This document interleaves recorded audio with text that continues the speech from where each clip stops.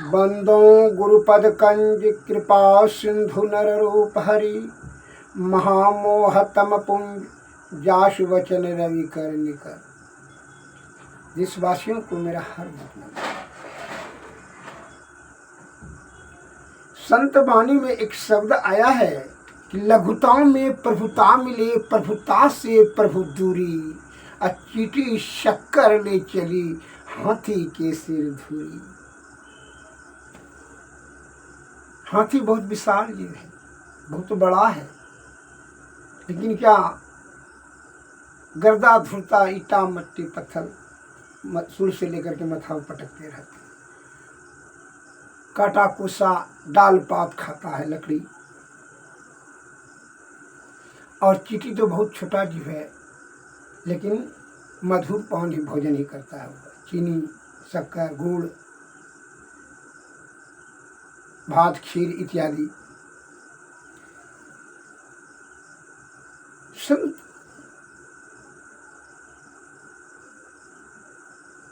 का कहने का तात्पर्य है कि लघुता में प्रभुता, लघुता मैंने अहंकार का परित्याग कर दें, मन के वश से निकल जाएं, अर्थात तब क्या होगा, तो शुद्ध चित्त आत्मा हो जाएगा। और आत्मा जब चित्त हो जाएगा तो ईश्वर का दर्शन होने में सरल हो जाएगा। ये बोलते हैं लघुता में प्रभुता मिली और प्रभुता से प्रभु दूरी। अपने आप को अहंकार में बड़ा समझेंगे तो क्या होगा, प्रभु दूर हो जाएगा। जैसे आप लोकल उदाहरण ही लीजिए, जैसे पिता के सामने में जब पुत्र छोटा रहता है तो पिता का अत्यंत स्नेह प्रेम प्रगाढ़ आस्था और श्रद्धा होता है, बड़ी कृपा होती है। लेकिन वही चीज जब बड़ा हो जाता है, पिता का एक दूसरे बात आज्ञा उल्लंघन कर देता है और वो अहंकार अपने मन के मुताबिक कार्य करता है, तो पिता उससे धीरे धीरे दूरी बनाने लगता है। श्रद्धा और प्रेम आस्था उसका धीरे धीरे छिन्न होने लगता है। उसी प्रकार ईश्वर को क्या प्रिय है, ये बात को सदैव ध्यान में रखें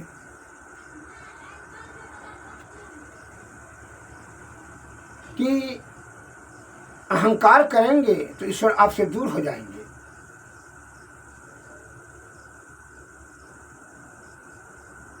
इसलिए अहंकार से अनेक प्रकार का विषय उत्पन्न होता है।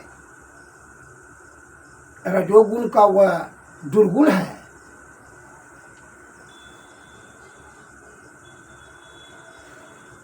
इससे सद्गुण आपका छिन्न हो जाएगा, आप विषय से संलिप्त हो जाएंगे और फिर जीवात्मा को भीषण कष्ट होगा। उसके कष्ट होगा तो उसकी मुक्ति के लिए क्या करना चाहिए, यह मैं आपको संत वाणी के आधार पर बताना चाहता हूँ। जरा सुन लीजिए ध्यान से। संत वाणी में आया है शब्द, यह जीवात्मा तो मुक्ति होने के लिए सदैव बेचैनी व्याकुल रहते रहता है, परंतु लेकिन विषय में संलिप्त होकर के इनको जो है मार्ग नहीं मिलता है, फंस जाता है और भीषण कष्ट सहना पड़ता है। संत वाणी में आया है, मैं तो आन पड़ी चोरन के नगर में, सत्संग बिना जिहत्तर से। इस सत्संग में लाभ बहुत है, तुरंत मिलावे गुरु से। मैं तो आन पड़ी चोरन के नगर में, सत्संग बिना जिहत्तर से।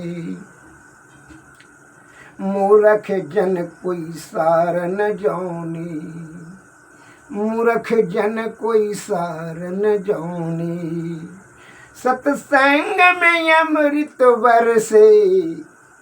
मैं तो आन पड़ी चोरन के नगर में, सत्संग बिना जिहत्तर से। शब्द शब्द सा हीरा पटक हाथ से, शब्द सा हीरा पटक हाथ से, मुट्ठी भरी कंकर से। है तो अनपढ़ी चोरन के नगर में, सत्संग बिना जिहतर सही। कहे कबीर सुनो भाई साधु, कहे कबीर सुनो भाई साधु, सूरत करो वही घर से, मैं तो अनपढ़ी चोरन के नगर में, सत्संग बिना जिहतर से। ये हमारे देश की प्यारे शब्द। गुरु महाराज इस शब्दों से आपको यह कहना चाहते हैं कि ये जीव आत्मा आपको पुकार रहा है। ये चोर के घर में लोभ मोह मद अहंकार तृष्णा भय क्रोध ये सब जो है ना कि चक्कर में हम फंस गए हैं। जो है इस जीवात्मा परमात्मा से मिलने के लिए तरस रहा है, बड़ी बेचैन है और व्याकुल है अनादि काल से। लेकिन क्या करते हैं, सब सा हीरा पटक हाथ में मुट्ठी भरी कंकर से। मूर्ख जन क्या करते हैं कि जो है वह ईश्वर के तरफ नहीं जा कर करके ईश्वर को प्राप्त करने का जतन न कर कर करके विषय का जो है रूपी कोयला को भरी मुट्ठी पकड़ लेता है, हीरा अपने आप छूट जाता है। यह ज्ञानी जन ही आपको सदगुरु के ही आप सत्संग में जाएंगे तो क्या होगा, सत्संग में जाने से जब कुछ पूंजी जमा होगा तो सदगुरु से दर्शन होगा और सदगुरु से अनुकंपा से आपकी क्या होगा, तब वह उन्हीं के कृपा से जुक्ति जानेंगे, जुक्ति से तब भक्ति, भक्ति से तब मुक्ति होगा। अर्थात जीवात्मा को परम आत्मा में मिलाने के लिए आप योग्य बन जाएंगे। मैं आपको और अहंकार में आकर के बहुत से सज्जन है कि अहंकार में आकर क्या करता है कि अपना कीमती आयु को व्यर्थ में नष्ट कर देता है। महाराज अशोक, एक लघु कथा में बता रहा हूँ। महाराज अशोक एक बार अपने प्रधानमंत्री के साथ में कहीं जा रहे थे तो रास्ते में एक बौद्ध भिक्षु को देख कर करके उनकी चमकता हुआ चेहरा देख करके बड़ी प्रभावित हुआ। उसके पास कुछ नहीं था, एक तो खाली भिक्षा का पात्र था और लंगोटी पहना हुआ था। उसके चरण पर अपना सिर रख कर करके प्रणाम किया, बौद्ध भिक्षु के चरणों पर। कौन? महाराज अशोक ने। उसके प्रधानमंत्री को यह बात अच्छा नहीं लगा, लेकिन उस समय तो कुछ नहीं बोला। लेकिन कुछ देर के जाने के बाद नहीं रहा गया तो प्रधानमंत्री महाराज अशोक से बोलता है कि महाराज आप जो है देश का महाराज हैं, सम्राट हैं, महान राजा हैं। वो भिक्षु जो कि आपके प्रजा एक तुच्छ प्राणी है, जो भिक्षाटन आप ही के राज में मांग करके खाता है, जिनको पालन करता है, आप उसके चरणों में सिर रख कर करके प्रणाम किया, हमको थोड़ा शोभा नहीं दिया। उस समय महाराज अशोक ने उनको कुछ नहीं जवाब दिया, मुस्कुरा दिए केवल। मन मन सोच लिए कि ये प्रधानमंत्री को बड़ी अहंकार है। उस समय तो कुछ नहीं बोले। बाद में क्या हुआ, कुछ दिन के बाद जो है प्रधानमंत्री को बुलाया और एक बोरा में भर करके कुछ दिया वस्तु, कहा इसको बेच करके ला करके दीजिएगा। तो अब प्रधानमंत्री उसका जो है मंत्री है, तो आज्ञा कैसे महाराज कटा लेंगे। वो बोरा लेकर गए, बाहर में जाकर देखा तो खाली मुंडा है। बाजार में जाके बेचना ही था, काहे कि राजा का आदेश है। अब उनका आज्ञा उल्लंघन करने का उनके पास तो नहीं है क्षमता। तो वह जो बाजार में बेचा तो सबका मुंडा है, किसी का बकरी का था,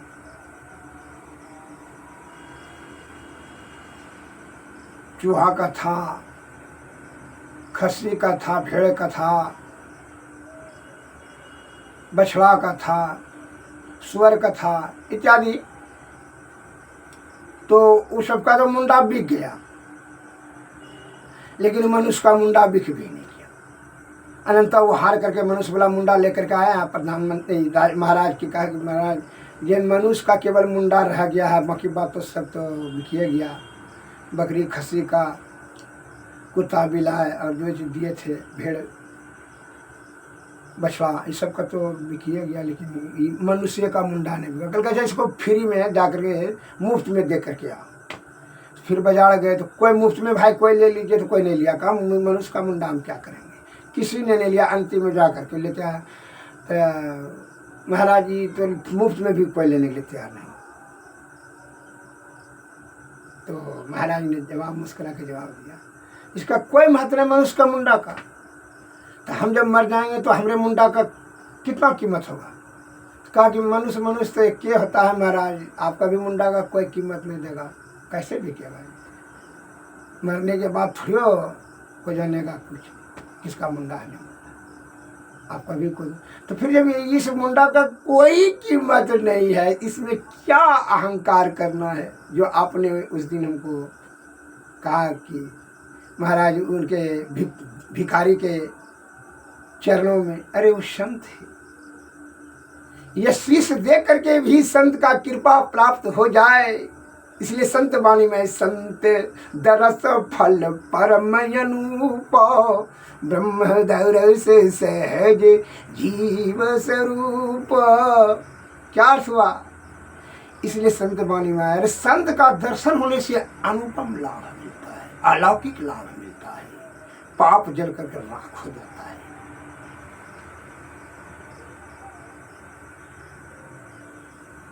पहाड़ का पहाड़ पाप जमा कर लिए हैं, लेकिन संत का दर्शन श्रद्धायुक्त तो कर करके जो संत का दर्शन हो जाए तो पाप का नाश और साक्षात ब्रह्म का निज स्वरूप में दर्शन हो जाए पर ब्रह्म का, तो ये जीवात्मा का मोक्ष ये सदगुरु की कृपा से ही संभव है। इसमें हम जो है वह संत है, इसलिए उनको जो है ये मुंडा दे दिए, उनके चरण में रख दिए। तो किसमें क्या बड़ा गलती की है। ये तो अहंकार के कारण से आप समझते हो आप महाराज हैं, ये रजोगुण का बात बोलते हो। इसलिए गुण तीन है, रजोगुण तमोगुण सतोगुण। अरे सतोगुण में जाओ, रजोगुण और तमोगुण को परित्याग करो तभी ईश्वर से दर्शन हो। इस गफलत में जो फंस जाते हो रजोगुण और तजोगुण में, इसके कारण से क्या होता है, जीवात्मा को भीषण वेदना होता है। 84 लाख जीवों में इसकी विषय से लिप्त होकर करके जो अनादिकाल से ये दुख उठा रहा है। अतः हे हमारे देश के प्यारे सज्जनों, इसलिए शुद्ध चित्त आत्मा से सतोगुण सदाचार का पालन करें और सत्संग भजन करें, सद्गुरु के चरणों का सेवा करें शुद्ध चित्त आत्मा से श्रद्धा युक्त होकर के, तो उनकी कृपा से आपकी मुक्ति अवश्य हो जाएगा। अहंकार से कुछ नहीं होगा। यह मुंडा का कोई कीमत नहीं है, मनुष्य के मुंडा का कोई कीमत नहीं है। और सबका तो मुंडा का कीमत है कि काट कूट कर करके खाता है मांस, उस खाने के लालच में ले लेता है। लेकिन मनुष्य का मुंडा का कोई कीमत नहीं है। और इसको जो है झूठी अहंकार में पोषण कर कर करके अपना जो है सद्गुण को छीन करके दुर्गुण को जमा कर लेते हो, इसमें इससे कल्याण नहीं होगा।